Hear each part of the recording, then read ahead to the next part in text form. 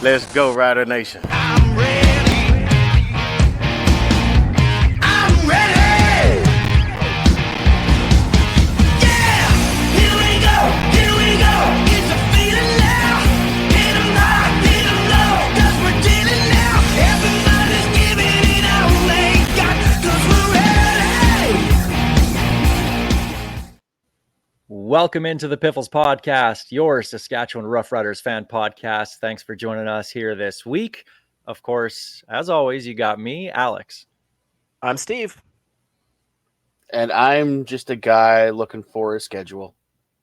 You're going to get one very soon. Actually, by the time most people listen to this and see the show, we'll have the schedule Thursday at noon, Saskatchewan time, when we're going to have it. So finally, The last couple of weeks, we've been really good at like waiting for news to break, and then the league had to do this to us. They saw the recording tomorrow and said, we got you guys. They've been holding off on this one. Because last year it was released December 13th. So we would have had it in our hands if we were recording tonight. alas, we are the afterthought of the CFL. Thanks, guys. You can give us a follow on X, Twitter at Piffles Pod. You can give me a follow at RealAlexD. You can find me at Safamod. And as always, I do not need nor want your pity follows at Greg on Sports. Check us out on Facebook as well. And of course, the website, pifflespodcast.com.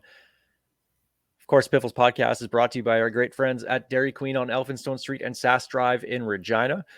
Thanks to everyone listening to the audio podcast-wise, watching on YouTube, of course, watching on Sass Telemax TV on demand. We appreciate it. And before we get started here, this show kind of specifically going to be dedicated to John Frenzy Lynch. Passed away last week at the age of 86. A lot of listeners will remember him as a longtime radio play-by-play and color analyst for Rough Riders Radio. I didn't get to really listen to him growing up, so I've only heard about him, but everything I've seen and read about him over the last week, he was very, very loved here in Rider Nation. And nobody wanted this team to succeed more than Frenzy. So Frenzy, hopefully you're going to have a lot to cheer about this upcoming season. The way things are going right now, there's a lot of good trending things for the Saskatchewan Roughriders. So I'm sure, next year, a lot of that, you're going to be very proud of it. So hopefully we do you well here in this show, and we'll miss you. Let's do the opening kickoff.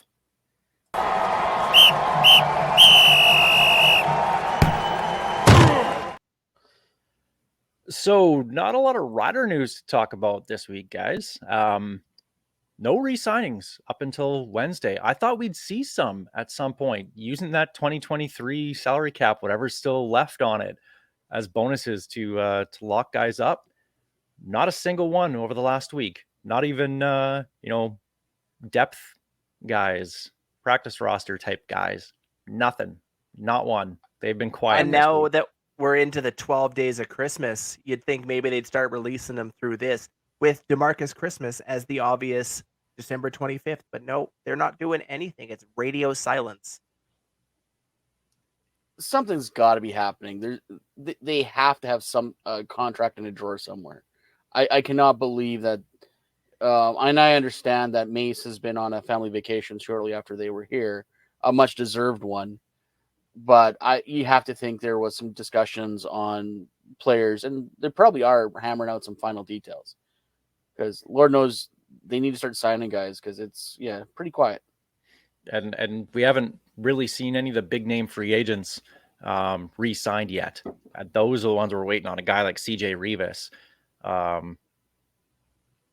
That's the main one I'm looking for. Someone on the D line, whether it's Lanier, whether it's Robertson, Micah Johnson. Like, there's some big time players. Larry Dean for linebackers. There's some big time guys that are free agents, and I'd feel a lot better going into 2024 with a few more of those names under contract. But they're coming. They're coming. They have to be, right?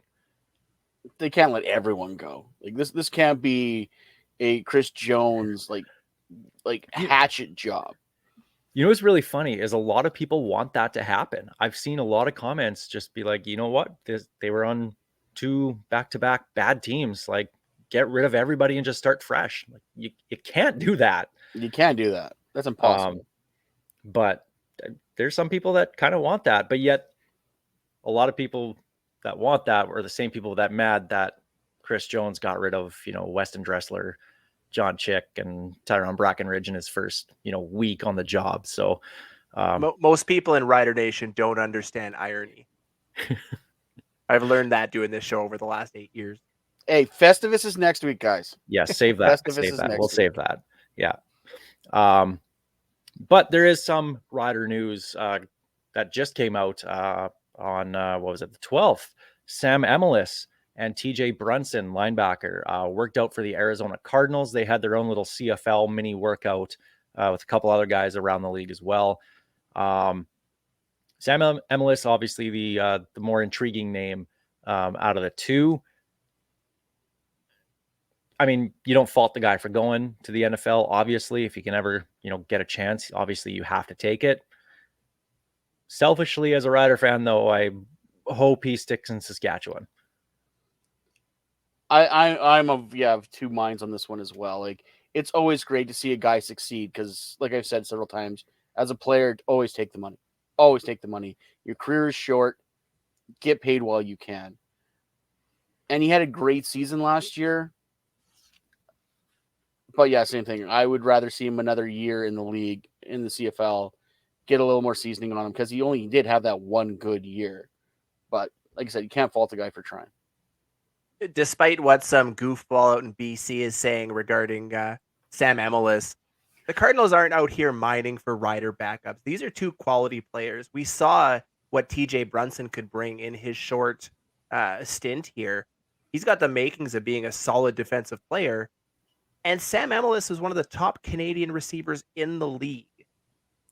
Like that would be a huge loss for this team. Yes, we've got Lennius coming up. Yes, Schaefer Baker will be back. But Emilus was a quality player. And I think the guy from BC was just mad about that play where Emilus absolutely torched their defense for that one of the highlights of the year in our last win. TJ Brunson, the first play on the active rosters, he destroyed a guy. That was one of the loudest hits I've heard in the new stadium because that echoed. He smoked him. Just went right through him. And the good thing though with Sam Emilus is that he is under contract to the Riders for 2024. So obviously, if something doesn't happen for the NFL, he will be back. So it's not like it's a free agent going there and then so many question marks around that. Will he be back? Sam Emilus will be back for next season if he's not in the NFL. So that is the good news for Rider fans. And I believe under the new deal that if he goes down there, he's still property of the Riders as long as his contract still exists. So it's not like in the old system where they have to release him and the Sean Lemon rule, if you will. Yeah. If let's say he does make or does sign a deal, maybe with the Cardinals, maybe with somebody else in the NFL, goes to training camp, gets cut, still come back here to Saskatchewan. And I know there's going to be some roster turnover here with the Riders with a brand new, head coach in charge and everything. But that's one guy that they're going to want to keep around and just scratched the surface last year with what he did. And definitely, like Steve alluded to, not a backup like we saw someone in BC really trying to sell us on. Backups don't get 1,000 yards.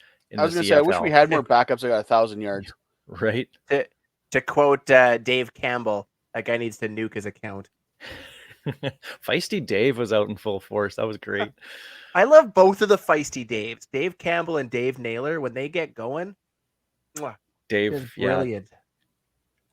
Dave Naylor had some good ones a couple weeks ago. Congrats. Yes, he did. But honestly, that's the only news we have out of Riderville over the last week. There just hasn't been much going on. It's that weird quiet time. Hopefully before a lot of the re-signings happen, like they usually do leading into the end of the year. Greg, you look like you want to. Well, no, there's definitely news. that they can't fix that A in Saskatchewan in that room, and they keep still- on just. Festivus is next week, Greg. You said it. That's news, though. Come on, they have no money to fix the stadium. Obviously, come on. Well, I mean, a friend of ours, Ryan Doka, is going to be running for mayor next time, Mayor Of Regina. course he So is. maybe maybe he can get that fixed. Maybe that can be in his platform. Yeah, if he puts that in his platform, he's got my vote. Fix the sign. Fix the A. But honestly, really, there's not much going on, which actually happens to happen. It's a good time for at least us doing the show because we can spend more time and we can pick up exactly where we left off last week. And I wanted to do this to start the show, is continue talking about the marketing, branding of the Saskatchewan Roughriders. How can they get back to connecting with fans and feel more like that community-owned team? Where right now it feels like almost going to a game is almost, I don't want to say elitist, but it's trending that way. And you need to find a way to broaden that and get everybody hyped about the team again, which we haven't really seen in the last 6-7 years. So we had our opinions out there last week. We shared what we thought could go on, and we asked on social media, what do you think? How can the, and again, it wasn't, to try and pick on the team and say these guys aren't doing this, they're not doing this. It's a conversation. How can they get better, and what can they do to get back to you spending your money on the team? Because ultimately that's what the team wants, and we want a successful team. And as long as there's a successful team, the money will come in. So we're gonna share some of these comments that we got. And there was a lot. I was blown away by the amount of comments that we got, especially on Facebook. Just it took off there, and there's some really, really great comments. A lot of them are similar as well too. I recommend anyone to go to our Facebook and just read through them, because we're not going to touch all of them. Unfortunately, No. we just don't have the time. But there was some really good points and counterpoints made, and it shows you how much people love this team and want to see it succeed. They're basically telling the team, take my money, Yeah. but please do this. Yeah. And you said it best last week, Alec, that we're basically begging the team to listen. If ever there was an episode where I hope that the higher ups within the organization are paying attention, it needs to be this one. This next 10, 20, 30 minutes, however long we do this, clip this and send it directly to Craig Reynolds.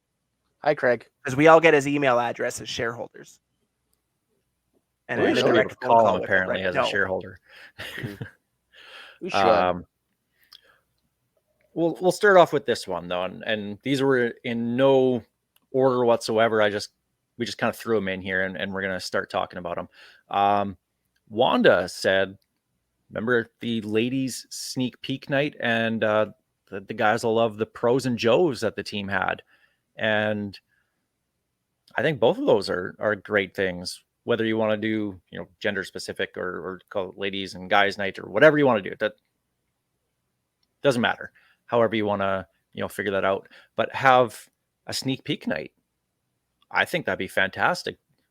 How cool would it be to, like, I know they just did a stadium tour, and they still do stadium tours, and you can pay for it, and they only offer them once a week or once a month, whatever it is that they do.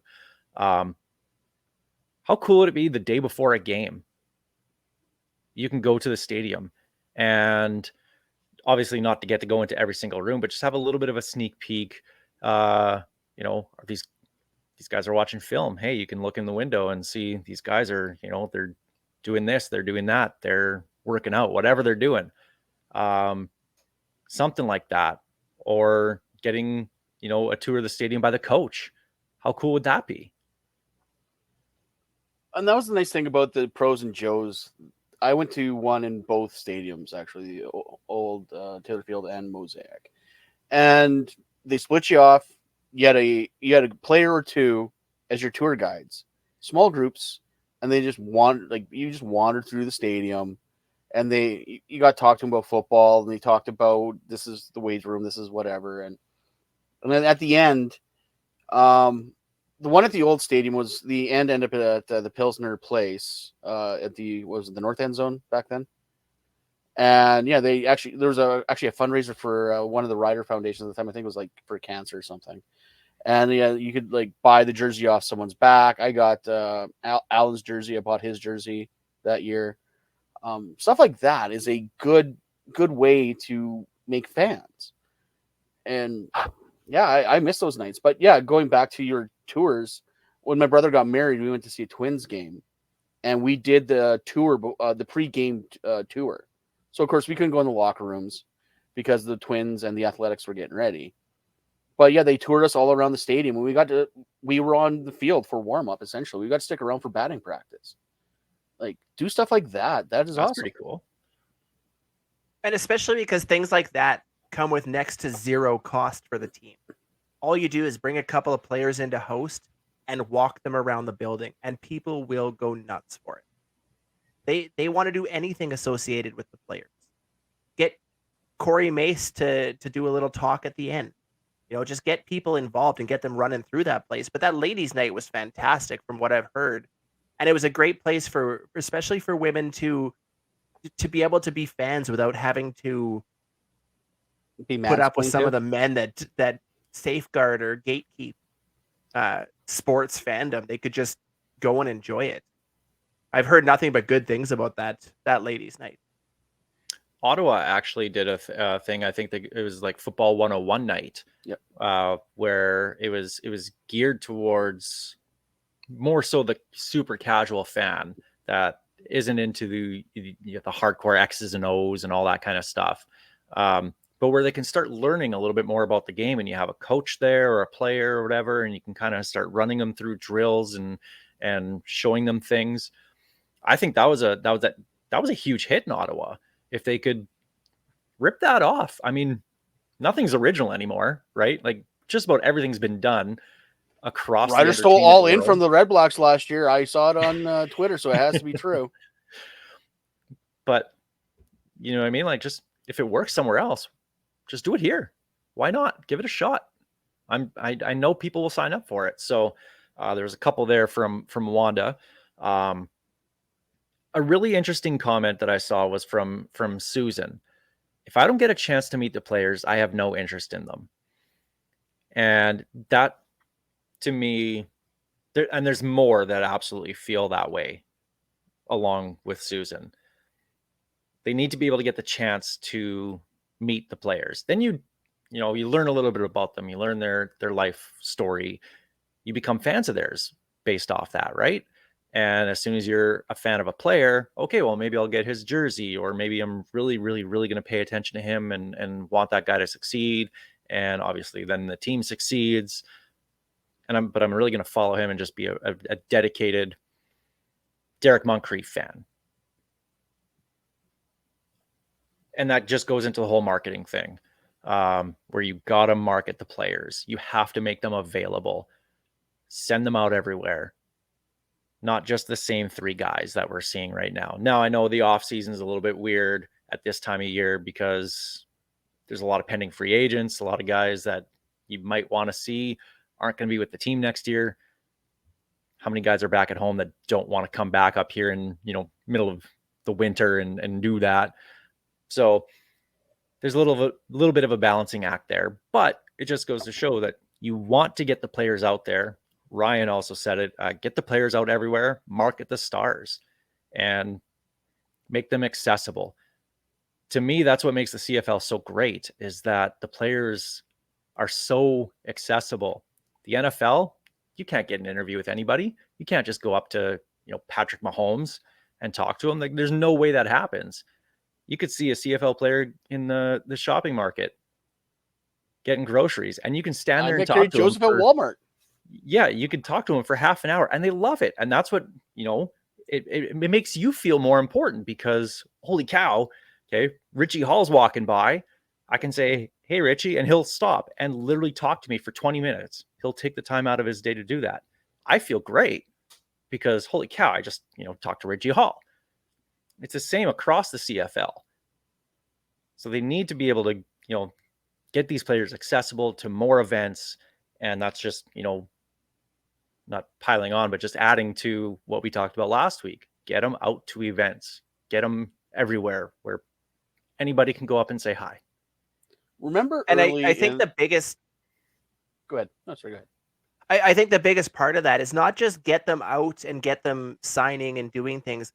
They have to be actually present and involved. Because one of the things I've heard, and my wife brought it up to me, is that nowadays it almost seems like players just sign whatever and movie down the line, sign whatever and movie down the line. There's no interaction at these player events that they've got. They need to find ways to actually get the players and the fans interacting so that you do feel like you're part of the team and feel like, you can root that particular guy on because, hey, you're friends with Derek Moncrief now. I hope he does great, like you said. That's what they need to do. It's not just the get players out, it's the get them out and get them interacting that has gone far off the wayside. Well, remember early in Piffles, they was it Grant that had that bowling night, or was that Johnson that had the bowling night? I think that was Javon Johnson. Yeah. So player put together this charity event. Sam was a Piffles team, and we were with Guavin. I still follow his career. Like, he's bouncing around the NFL, and I still follow him because we played with him that night, and awesome dude, and it was a fun night bowling with him, and now he's making it great in the NFL. So, like, just that little bit of one-on-one time over something as ridiculous as bowling. I'm a fan of Sam McGuavin. Just don't go bowling when you're in the middle of a potential playoff race and losing six straight, and you're going to take the team bowling. Yeah. We don't talk about that part of it. Carlin actually mentioned that the rider rewards. Why are there no more experiences with the team like bowling or meet and greets? And I know the team just did the rider rewards. You had to enter the sweepstakes and you got the stadium tour with Derek Moncrief. Cool if you won. Very, very cool. I don't necessarily think that should be a sweepstakes thing where you potentially put in thousands of, season ticket holder points and get nothing in return if you don't get picked. So I never actually checked if I won anything on that one. I probably should have actually checked my email. Yeah, check your email. But more of that, like, that should be a thing that isn't a sweepstakes thing. Like, I get it. You can't take every single person all the time. I totally understand that. That's impossible for the team. Make 20 spots available. It's this much. Do it once a month. Doesn't have, and have a different player do it each time. You can make it work. It's one night out of their time. You can make that work. I had such high hopes for that rider reward program when they brought it out and when it launched. There are some great things with it. I know you like to take advantage of the Havana The platinum seats. Yeah, free chips. Oh, those platinum were seats. great. Like, Alex, there are Alex, some- A+ guy, my new favorite Piffles host after telling me about that one. There have been some great things from that we've seen. But even I remember not this previous season, but the year before, you could use 100 points and you could get on the field after the game. Yep. Or you could use 100 points and be a flag holder. Or, there felt like there was some value to those points. Yes, the seat upgrade is fantastic, and I recommend anybody that has the chance. No, don't do it because we want to make sure it's there for us next year. Yeah. But, like, they need to take that and find a way to use that to market, because they're not doing that at all. There's no value. I don't even check my points throughout the season because I've never found anything interesting. It just, even last year, you could buy a rider gift card with your points, which forces a guy to go in with their $10 off and spend money at the store. Yeah. Spoiler alert, you can't find anything at the rider store for under $10, so you're not getting anything for free there. You have to They give had them your money. those pins. You could buy one of those collector pins. But you had to go in and physically spend money. And while you're in there, they have the 40 hats that Adam was talking about, or the literal museum filled with rider merch that you had to walk through to get to the counter. Taking that away was just questionable at best, because all it cost them was a $5 gift card to get people in the door. It just, that program, I hope they can revamp it into 2024 because it has a ton of potential. They just peed it all away.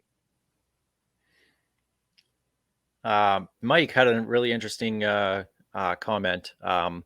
He wants the team to kind of be like the Cleveland Browns, Denver Broncos, Detroit Lions. All recently have fans vote on their team's rebrand.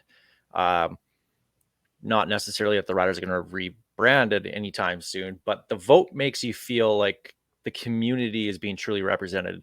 The Browns just recently had pick our permanent part-time logo, whatever it was, that's going to be on at center field instead of having the new dog dog logo. Yeah, so you got to vote on that on social media, and there was rounds of that, and it kept them, in the news, in the public eye for, I think, probably about a month or so. The Saskatchewan Rush, just with their rebranding. I was about to bring that up.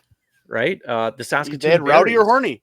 They had Yeah. Rowdy or Horny. Yeah, and they were never going to go with Horny. Never. No, but it kept their name in the forefront in people's minds for a while. Are they going to do it? Oh my goodness. What if they'd actually do it? People were talking about it. And that's what you want. You want people to talk about your brand. And if you get that here in Saskatchewan, if you get the people feeling like they're making the decisions and their vote matters, that's huge. And they could do a whole bunch of things by vote. Vote on the playoff game jerseys that we wear, or the Labor Day jerseys. Yeah, we know the retro ones will always win, but let us vote on it. Let us make us feel like we picked the thing that you were going with anyway. Hell, fake the vote. Nobody's gonna know. Pick the thing you want, but just that's what they did with the there. Rowdy Horny thing. There's reason there's no why way that was Rowdy actually won that. No, there's no way.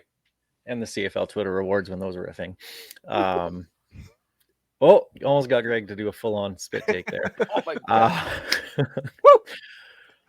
For socks. I would like to point out that was for socks. Anyway, go ahead.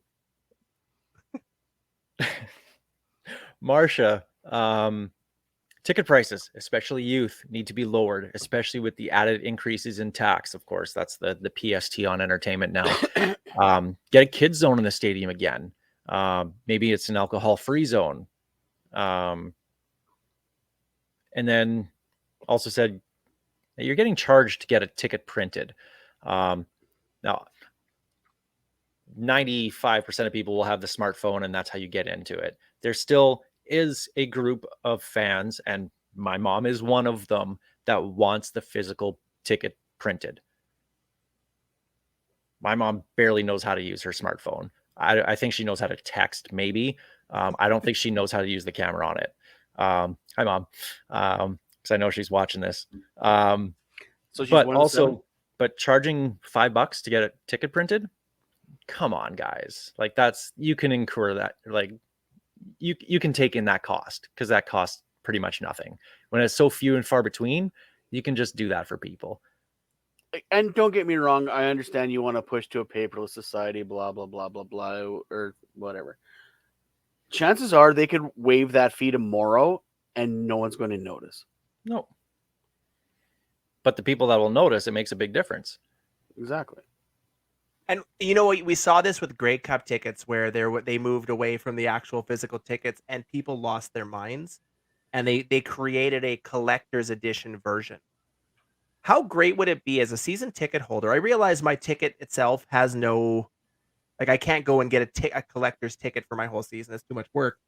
But imagine if they actually printed out season ticket booklets that you could buy for $20, and it didn't necessarily have your ticket number on it, but it had the 10 tickets and the playoff game, something you could display or put away if that was your thing. Because that's a big deal for a lot of people, is those actual ticket stubs from major games they've been to. Like, I'd love to have a ticket stub from the 52-0 Bomber butt kicking. Right? Like, that'd be something I'd put in a frame just because I was there. It's one of those, where were you when? Exactly. So have that option, print off a ticket, and it's a moneymaker. Sell it for $20. Rider fans will buy anything of value with the logo on it, and a lot of things that don't have value with the logo on it. That's one where they could actually market it for a decent amount of money and make pure profit. I have a New England Patriots ticket book from their last Super Bowl run, because you could buy those after the fact. Like, it's a not bad wasn't- idea. It wasn't that long ago that the Saskatchewan Roughriders, before they went digital with their tickets, had fans on their tickets, Yep. I remember that. literally on the season tickets that were given out. I was on there. I was one of them. That was part of whatever game it was. And that's so cool. Like, maybe, almost 40-year-old me doesn't want that. I don't want to be on that ticket anymore. But how cool would it be to see 8-year-old Jenna or 12-year-old Tommy, right, on the ticket? How cool is that? They can go tell their friends at school. They can show everybody that. You make them a lifetime fan. Go back towards that. Say what you want about the Bombers, they put their fans on their first Grey Cup ring in forever. Like, I know people that have like, hey, that's me on the ring. Okay, good for you, I guess. But still, they tell everyone they're on the Grey Cup ring. Yeah. How many people can say that? Yeah, exactly. Marshall, really good comment here. I think it's very important for the Riders to start directly working with new Canadian communities such as the Filipino and South Asian communities. The CFL crowds do not really represent that anymore, including the Rider crowds, the larger community. Maybe look at special evenings that celebrate a specific community, which is a way of telling the community of new Canadians that they belong, and we want to introduce and include them in our highly valued and beloved cultural entity. And I mean, soccer, the biggest global sport, right? That's kind of what everybody flocks to. Why not Canadian football? Why not that here in Canada? So if you can tap into, I hate calling it a market, but if you can tap into a new market like that, why wouldn't you want to? At the end of the day, we're all Canadians. And was it Calgary or Edmonton that started doing the was it Punjabi or Hindi? They were doing a bunch of stuff. It was Edmonton on social media. Like, they were pushing it, and I believe they actually had a call as well on over a radio station, a local radio station. Like, look at Hockey Night in Canada and Punjabi. Like, it is a very good way to get these people where English is not their first language into a game that you're trying to sell. Because if it's accessible to them, they will find it. And anybody looking around the city of Regina right now, you go back 20 years and compare it to now, it has become a very culturally diverse city. It has changed dramatically in that department.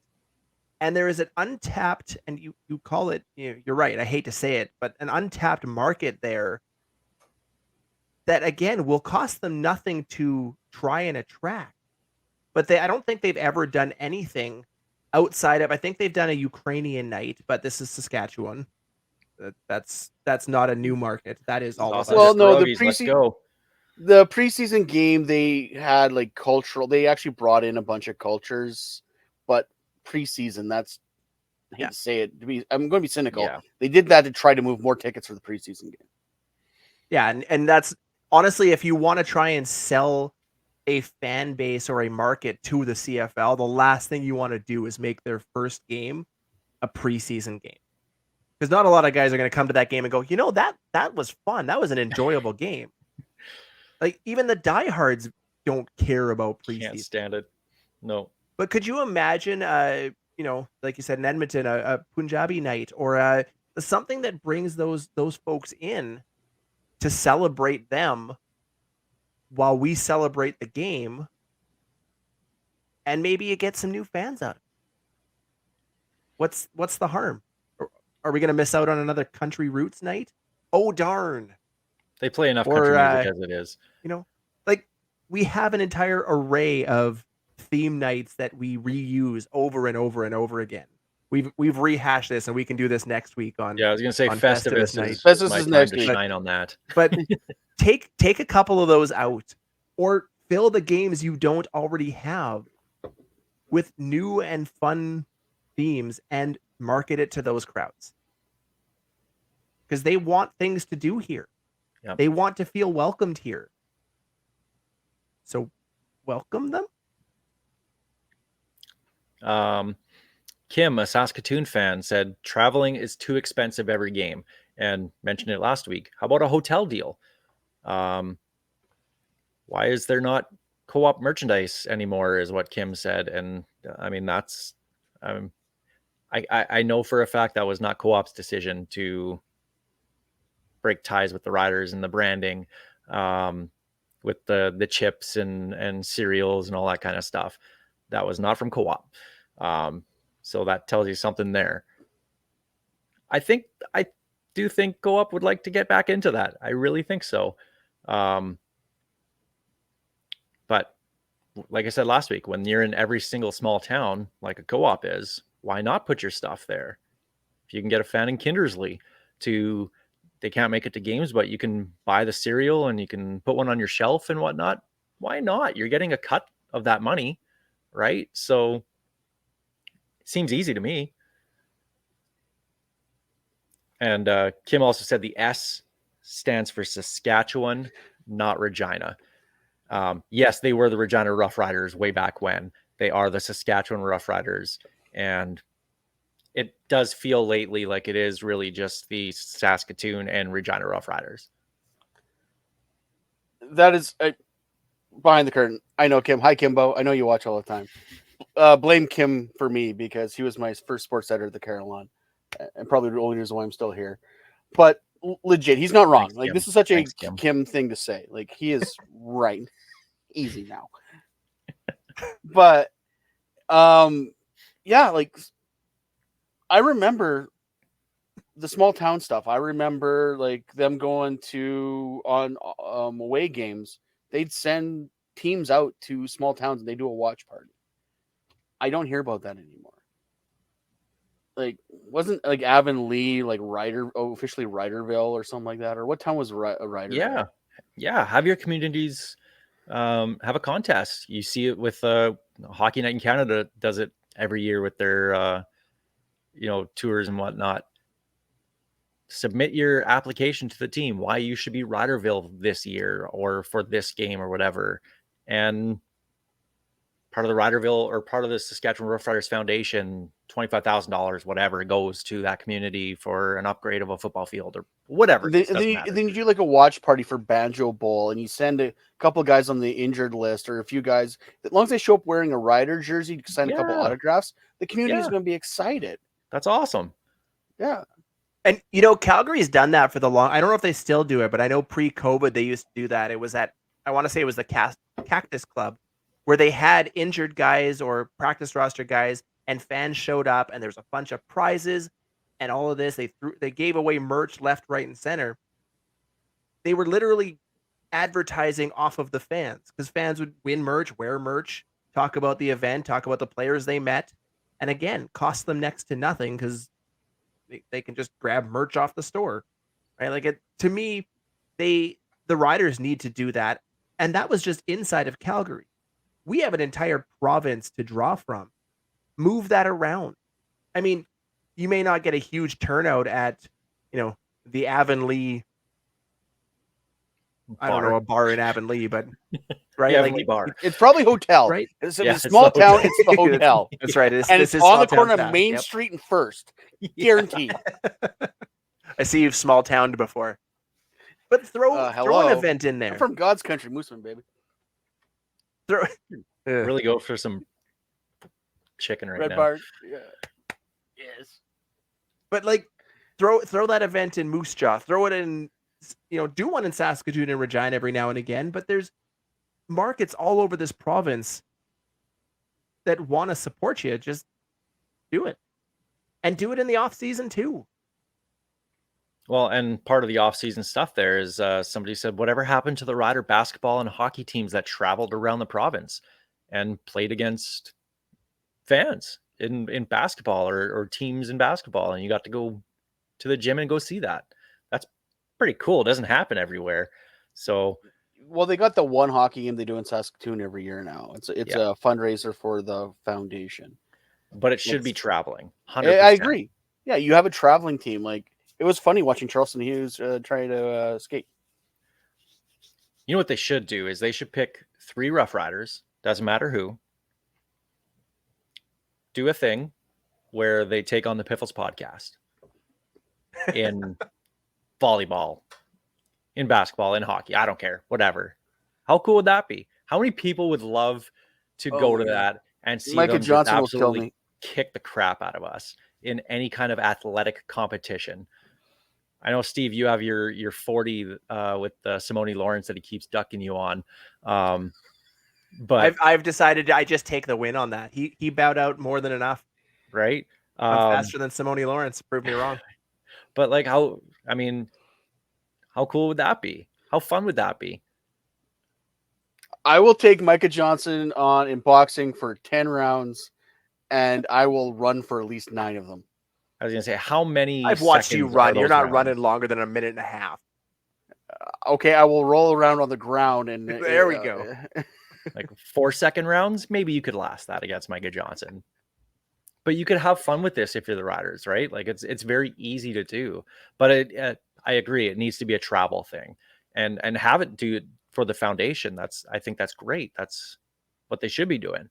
Have Brett take your chances on against maybe not Brett Lothar, but another player in a field goal kicking competition.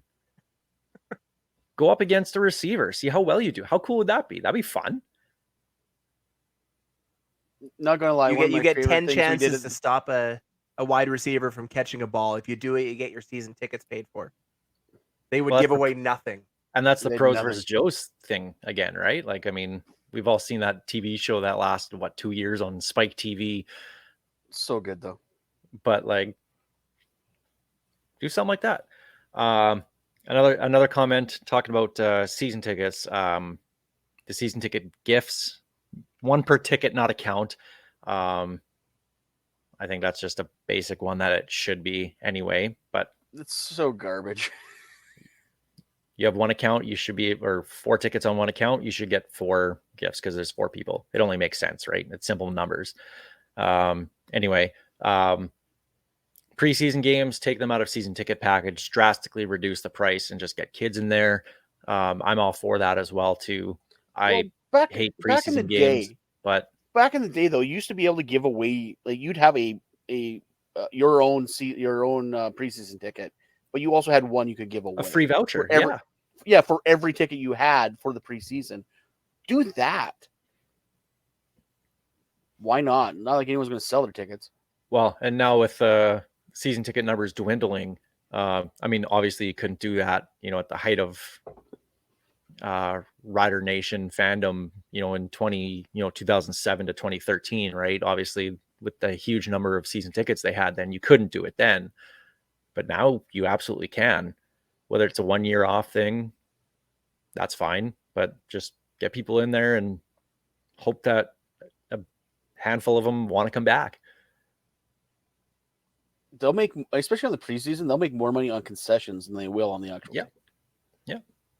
And have an item for that game where it's a foam finger for $10. Take your kids there. They get a foam finger and it's only $10. Perfect. And then who knows? Maybe they become a big fan because they got that.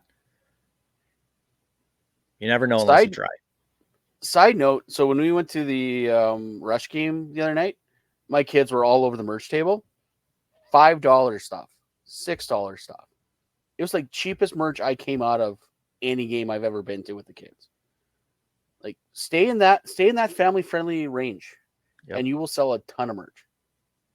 When you saw the team start to do that with the food vendors having those $5 items across the board. Have a rotating $5 merch item every game. Something that's normally $15, $20. Throw it up for $5. Get people in the doors. Everything they do needs to be about getting people in the store, in the stadium, at the watch parties, whatever it is. The more people you have watching your product, the easier your product is to sell unless they watch the last 7 games of the last 2 years. Maybe not that. You're good until Labor Day. You're good till Labor Day. And the last comment we're going to bring out here, it's actually a very long comment, done by a friend of the show, Jeff Fairholm, who is really quite opinionated on this, actually. Or as I like to call him, replacement Steve. Oh, man, we almost had to call an audible. Steve wasn't about to do this week, so I was this close, dialing Jeff. up You were Jeff's this number. close to be called in. Yeah. Yeah, I was dialing up Jeff's number. Sorry to let you guys down. Yeah, thanks a lot, Steve. Could have had Jeff Fairholm again. But he says, and we talked about too corporate and too community. He said that term, the team being too corporate or too community based, is interesting, and he agrees that there needs to be some sort of happy medium. Analytics be damned, people do not feel connected to the team as much anymore. We spoke a lot about the players, and yes, he understands that they're now getting paid. He has issues with that, but he didn't realize that an organization wanting a player appearance actually has to pay. It's weird, but it may be a sign of the times. I do understand that the money in this form does go to the foundation, which is a tremendous thing. Greg, I know you're going to like hearing this. The metaphor that Greg mentioned is so true. Yeah, I was waiting for that. However, the allure of the new stadium has begun to wear off, if not completely worn off, and people need a connection in Saskatchewan. I believe a happy medium between too corporate and too community is needed badly. Chris Jones certainly had a negative effect on the community aspect of things, but I do think the players are doing all they can when they are made aware of things. We talked about the rider rep thing. Regarding that, I think we were missing out on a free sales force, if you will. I understand there were management issues with the program, but I also believe, again, a happy medium can be made, and those folks, with help from the riders, of course, would be just the people to do it. Make it exciting again for people to travel on in buses, a la the Banjo Bowl. We have a lot of fun on those buses. My very first rider road trips were on when Riderville.com did the bus trips. We did playoff games. We did Banjo Bowls. A blast.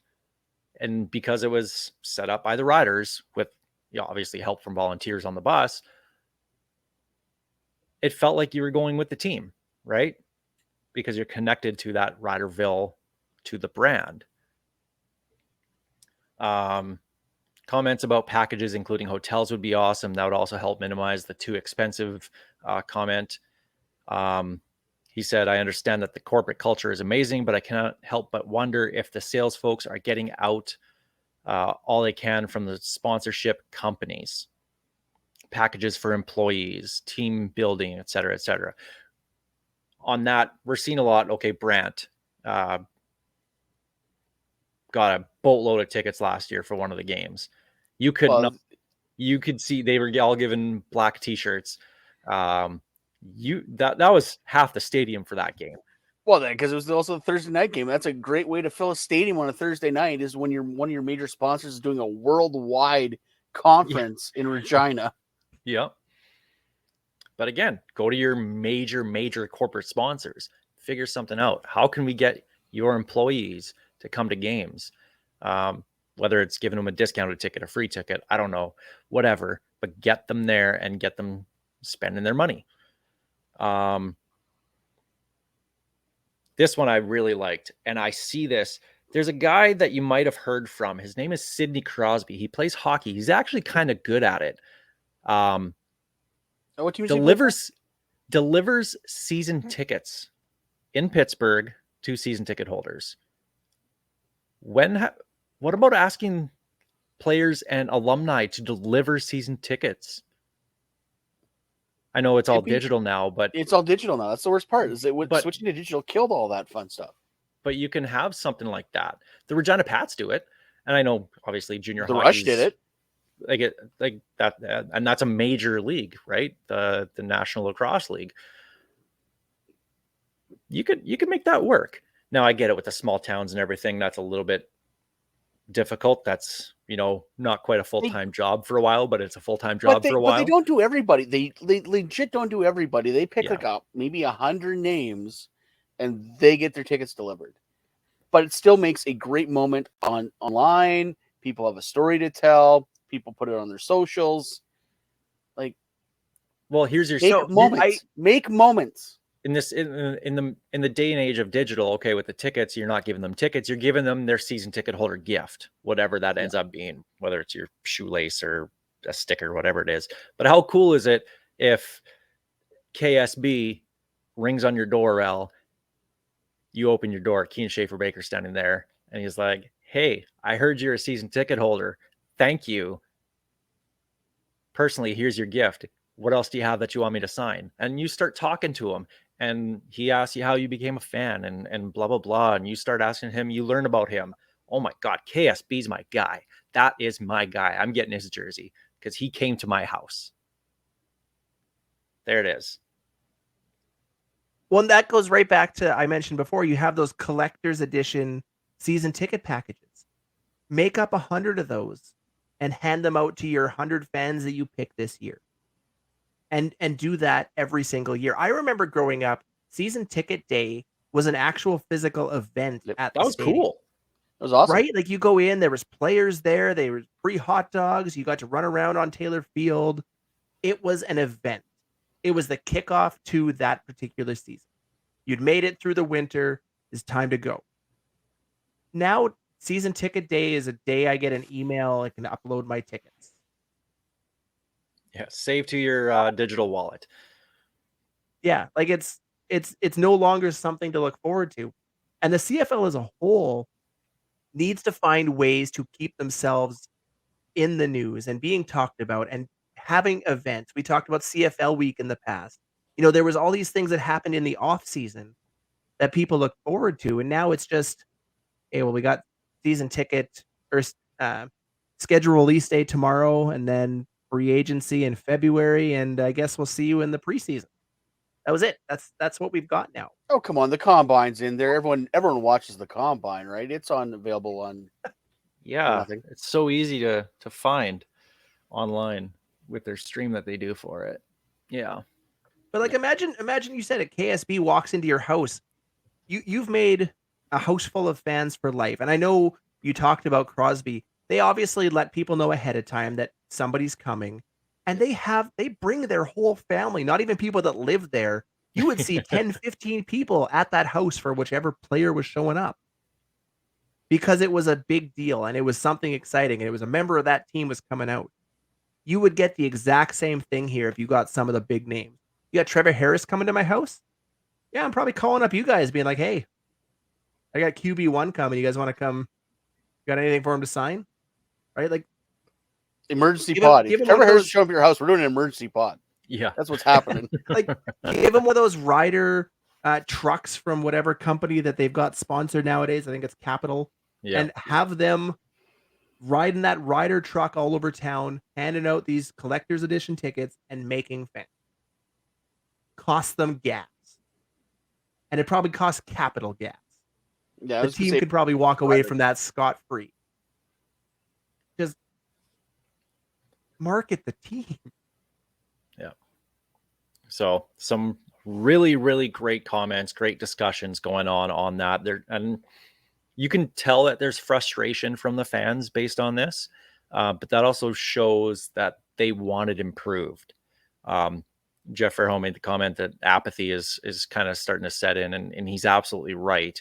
And that's the worst thing that can happen is when people stop caring, your brand dies. Yeah. And none of Yeah. us want that. As there's- frustrated as you can be with the on the field stuff, off the field stuff, we all want to support. And that's what I've seen from the fan base here over the last couple weeks with their comments is they want to support. How can I support this team, especially being a community owned team? Make it a community owned team and make me feel like I'm part of that and have a say in whatever. So lots of great comments. Thank you for giving them your opinion on those, because there's more that feel exactly like you do and want the same things. and keep the discussion going because there's some really good stuff out there. Like it's awesome. I love it. Yeah. Don't want it to go away. Keep not hounding the riders, but just keep letting them know that there is ways to get back to having that connection again. And I think we all want that. Everybody wants that. And right now, Winnipeg is doing a masterful job in that. We need to take that back from them because they've taken a lot of stuff from us to become the flagship franchise in the CFL right now. That's them. And it's not even close in my mind. It needs to be Saskatchewan again because we have the biggest fan base and we can make it happen again. So, well, that's a long opening kickoff presented by Kathy Festin it is. of Royal LePage Regina Realty. Kathy got her money this week. Holy Yeah, crap. she did. Jump to our Churchill Brewing Company odds and end zones. Not a lot going on around the CFL. A couple of re-signings for teams here and there. We're not talking about them. That's other teams. We don't care about them. Schedule out Thursday, 12 p.m. Really quick on that. I mean, we know you're going to play every team twice, once home, once away, and then you're going to have two Western teams you're going to play 3 times instead of twice. So we know what the schedule is. It's not going to be anything new. But my question is, who do you want the Riders home opener to be against? The obvious one, Cody Fajardo and the Alouettes. We didn't get the game last year. Huh? I said that's a good one. Well, that's the obvious one. We didn't get the game last year. He just won a ring. If you want to hype the crap out of that game, that's Friday Night Football, probably week 2 because Alouettes need to open at home. Yep. And that is your main event of the weekend. And you add in Cody Darnell Fajardo Sankey and Sean Lemon and some of the comments that they had about Saskatchewan after the Grey Cup and whatnot. Like there's a lot you can do with that one. That's Cody Fajardo coming in it with his "You Just Watch," and yeah, right there. You know, as much as I would love the Cody Fajardo reunion tour to kick off the season, for me it's got to be Calgary. We know with the Bombers it's going to be Labor Day and Banjo Bowl, and we know I don't want to see BC early. I want to see them late. Calgary is to me still our biggest rival. I grew up watching those, the 2000 era team where it was Winnipeg was an afterthought. They were either an Eastern Division team or they sucked. Those and were it was good great. times. Or both. Or Those both. were delightful times. Or both, yes. I still remember that rivalry that Burris ignited between us and Calgary, and I still hate that team to my core. Love their fans, hate that team to my core. I can't decide if I hate the Stampeders or Chris Strevler more. It's close. That bad, huh? I always will. I pitied the Bombers forever. Now it's starting to angle back towards that hate again because of their recent success. But it was pity for the longest time. See, I grew up with Bomber fans, so I hated them always. I'm going to go against you guys here. I want the team to start out with a win, so please give me Edmonton or Ottawa. Ottawa, I was say Ottawa. Yeah, Edmonton might be good this year. it's not the sexy game, but get the Riders winning at home to start the year. That'll get things going. You want to rank you want those winnable games in the last half of the season so we can actually win one after Labor Day. Yeah, I want one after Labor Day. Like we can lose 7 to start. I don't care. I hope there's an Ottawa game later in the year. That'd be great. We lost that one this year. Yeah. I was like, that didn't work so well this year. No. We had both of them and we lost both. So Either way, just get a win. It doesn't matter who it's against. In December, the CFL teams all announced 10 neg list players. The Saskatchewan Roughriders. I don't know anything about these guys. I don't follow college football, but I know there's some guys that are probably going to be playing in bowl games coming up. I went through the list for every team this year, and not a name stuck out. Like I remember seeing Easton Stick on Edmonton's neg list a few years ago. He's starting in the NFL now. I know. Wow. And then my boy, I can't even think of his name anymore. The guy I fell in love with, who bounced around the NFL and then the XFL. Oh God, what was his name? But yeah, he's nowhere now. But the only thing to take from this list for me is you have a potential all-name team player with vicarious keys. That just I has saw one of those that fun CFL names. I saw that and I'm like, that dude is a character from Key and Peele, and I watched those Key and Peele football introductions for about an hour because there's a lot of them, and it was amazing. But yeah, no, the Kerry Keys is a great name. I miss the days of the teams like messing with that list. What was it? BC did an all QB list the one year. That was great. I love that. We have 10 QBs on our negotiation list. I'm like, why? I mean, but that's the most. I mean, that's the most important position in football. That's who the fans want to know who's going to be the next quarterback, and there's nobody more popular here in Saskatchewan than the backup quarterback. So these are the only three names I'm going to name off this list. They're on the CFL website. You can go see the whole thing there. But Chase Garbers out of California, Jordan McLeod from James Madison, and Zach Zabrowski from Central Missouri. I'm rooting for Zach Zabrowski to to show up in Saskatchewan and make the team, because the last guy from Central Missouri that I remember, quarterback, being on this team, you guys know this is like my favorite player of all time. You guys got all time. Oh God, Dennis Guile. I knew where he Yes, was going he with is. this the minute he said Yep. Central Missouri. Yeah, I think I'm still president of his official fan club, which we did, 20 years ago. Should resurrect that again. He's actually a quarterback coach now. Like, I think I'm the only one who doesn't have an official fan club. You obviously have Guile. He's got Toastin. I was early on the Western Dressler train, but at least he was a good player. hey, Dennis Guile, he held those field goals really, really well for Paul McCallum. If he's a quarterback coach now, is it a situation where those who can't teach? Can't play coach. Yeah. Hey, Drew Tate's a running back coach. Let's be careful here. Honestly, the name that actually out of those three, Cal is the only real Div 1 school there, and I'm kind of curious what Chase Garbers can do. But maybe he's the next Aaron Rodgers out of Cal. Yeah. The one name that stood out to me at the quarterback position had nothing to do with the Riders. I don't know. I can't remember which team it was, but one of the teams had Tua's brother, Tagovailoa's younger brother on the list. Yeah, I know. I saw that too. I was like, wait a second. That was announced. I guaranteed he never comes up here, but that's a guy you want on the list for these release the list names, because that's going to get talked about. Well, at least they stopped putting what was it? Colin Kaepernick was on Hamilton's and Montreal's or whatever.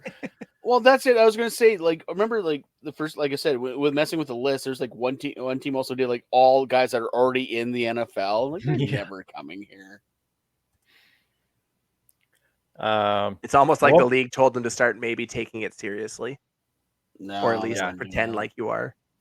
It became a joke. So, I mean, bowl season's here, where you're gonna have.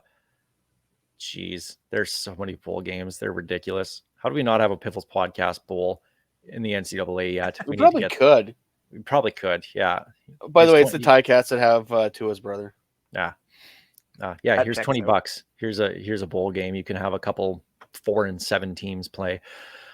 Last thing we're going to talk about this week, and we'll do it really, really quick because it doesn't really mean much now anyway, but the early 2024 Grey Cup odds were released. 3 Down Nation has them posted on their website. No surprises with Winnipeg and Toronto being the top two, plus 200 for Winnipeg, plus 225 for Toronto, BC at 600, Montreal at 600, Calgary at 1,000, Hamilton at 1,200, the Riders 1,400, Ottawa 2,800, Edmonton 3,000. I know rosters aren't even close to being set yet, but that plus 1,400 on the Riders to win the Grey Cup next year, that doesn't look too bad right now. That, like, legit, a bet of $100 wins you 1,500. That is not, like, throw $20 on that. Who cares? You spend $20 on dumber things, worse things. Yeah, on dumber things. Do. Like, I know I do. As Greg's sitting there wearing Piffles merch. I was going to say, as you can see by the helmets behind me, that 1400 is very, very friendly for the riders. I think like the fact that Calgary is above us really makes me scratch my head. Hamilton That above much us, above us too.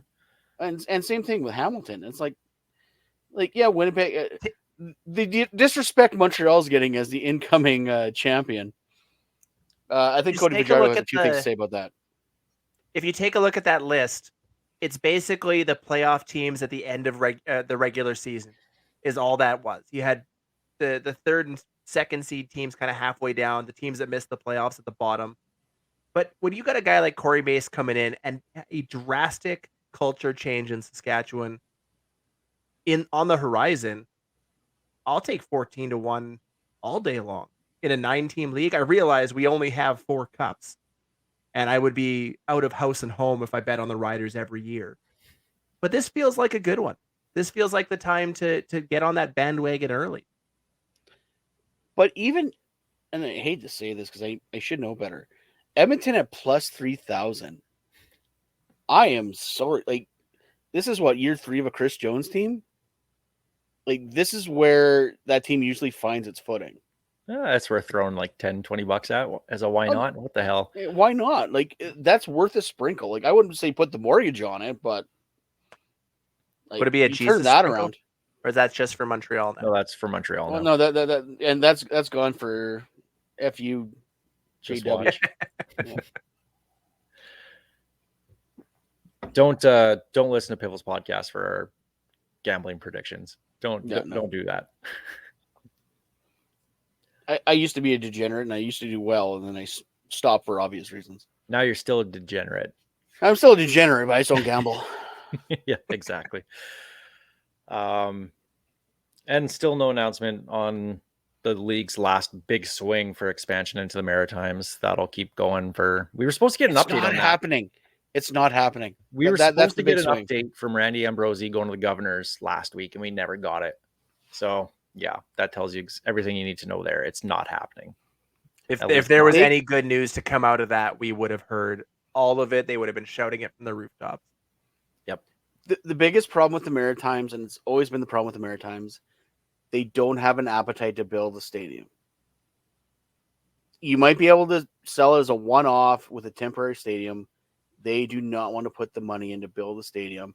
And without that, you're not going to get an owner because no one's going to put their own money to build a stadium out there. Yep. It's that simple. It's a bad combination. But anyway, I'm sure we'll hear from Randy Ambrosie probably before Christmas with some good news regarding that. We're making progress on the conversations. I'm sure we'll hear something like that, but that's the layout right now. So, but with not a lot going on right now, that's really all there is in the CFL to talk about. Next week, we're going to do our little Festivus. I want you guys to give me your Riders Christmas wish list. Hopefully we'll get a whole bunch of re-signings before then. Wins after Labor Day. And we're going to look at free agents from other teams we want to bring in, but we're going to focus on the Argos because obviously Corey Mace. There's some big time players on defense that are free agents, potential free agents that I would love to see follow their former head coach and be their current head coach again. So we'll talk about that next week, but I'm looking forward to Festivus because I have a lot of problems with you people, and now you're going to hear about it. You're going to hear about them. Yeah. So are we going to have to do the test of strength? The feats of strength? Yeah, we probably should. I don't know what kind of pole we'll use. I'll get aluminum pole if I have to. Yeah, the aluminum pole. Yeah, we'll figure something out. But it'll be I got homework. Feats of strength. I'm out. But it will be a Festivus for the rest of us, so it'll be fun. We'll have fun with it. Probably giving each other the gears more than anything. But that'll be next week on the Piffles podcast. Of course, Piffles podcast is brought to you by our great friends at Dairy Queen on Elphinstone Street and Sass Drive in Regina. Special thank you, of course, to Kathy Festian of Royal LePage Regina Realty and Churchill Brewing Company for their support making the show possible. Thanks for downloading. Thanks for listening. Thanks for commenting on social media a lot this last week. Keep that going. We love hearing everybody's comments. Thanks for watching on YouTube, SaskTel Max TV on demand. We really do appreciate it. We hope you enjoy. And as always, this is Tyler Gilbert with Ghost Behind Your Mind. The ghost behind your